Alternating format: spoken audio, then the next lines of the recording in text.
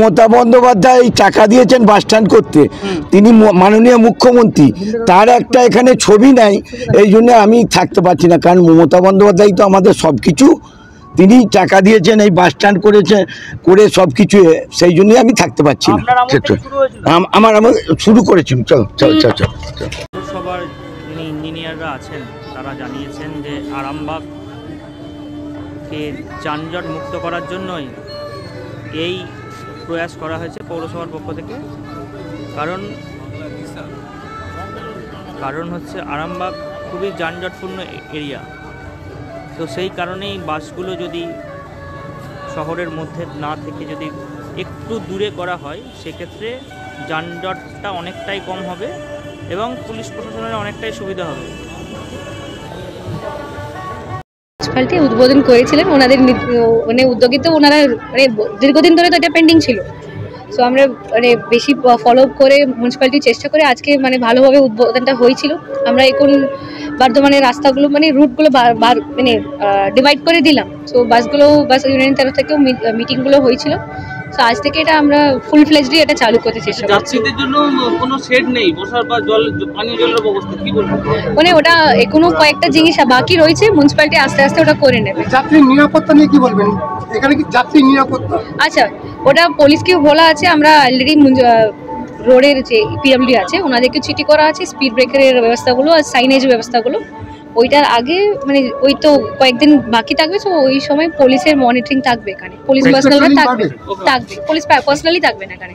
ধন্যবাদ কাকু। এখানে দেখা গেল প্রাক্তন চেয়ারম্যান স্বপন নন্দী, তিনি বলছেন মমতা ব্যানার্জির ছবি নেই, সে এটা না দেখে এটা দেখো তো, হ্যাঁ উনি দিনের বেলা অন্য হয়ে গেছে, ভালোই তো লাগছে। একটা নতুন বাস টার্মিনাল হলো, শহর থেকে একটুখানি দূরে এলো, ভিড়টাও কমলো, যানজটটাও কমবে।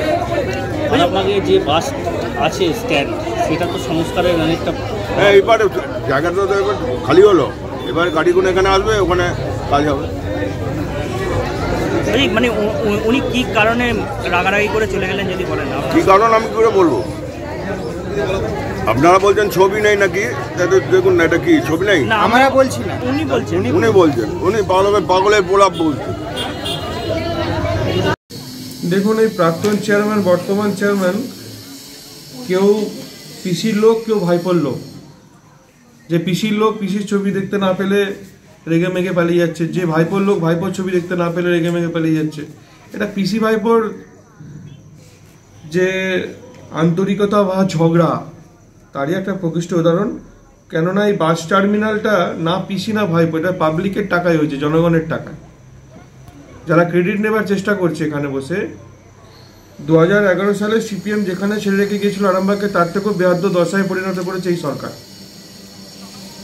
আর গোষ্ঠীদ্বন্দ্বে জর্জরিত এই দলটার এখন নিজেদের মধ্যে নাটক করছে, আর 1 মাস করবে। লোকসভা নির্বাচনের পর এই লোকগুলো 2011 সালের আগে যে অবস্থায় ছিল সে অবস্থায় আবার ফিরে যাবে, কেউ লেদ চালাবে আর কেউ বিড়ি ব্যবসা করবে।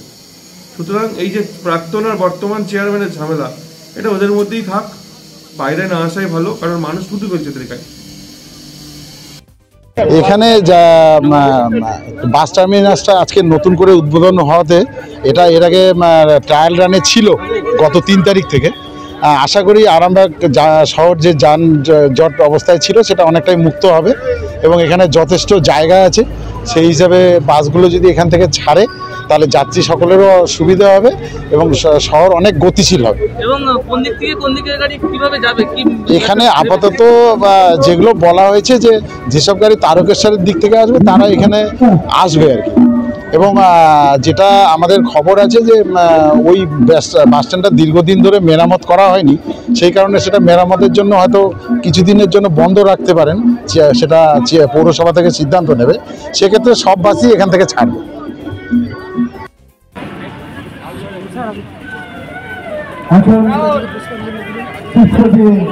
আমাদের মনীষীদের সম্মান জ্ঞাপন করছেন আরামবাগ সুভাষ। প্রতি বাচ্চারা আসছে সবুজ পতাকা দেখিয়ে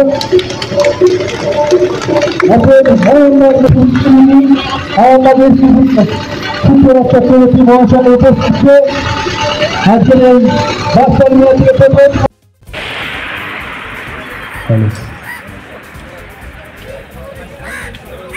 নমস্কার।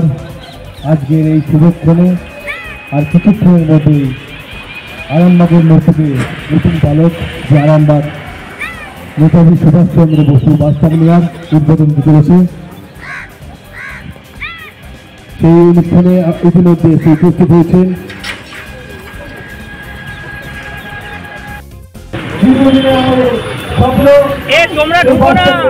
সুভাষচন্দ্র বসু বাসের উদ্বোধন হচ্ছে। সবাইকে ধরে হাত তালি দিয়ে করবো পিতা শরীর ভাঙ্গিনী মহাশয় হাত তালি দিয়ে অনুরোধ করবো। আমাদের আরামবাগবাসী এই বাস টার্মিনাল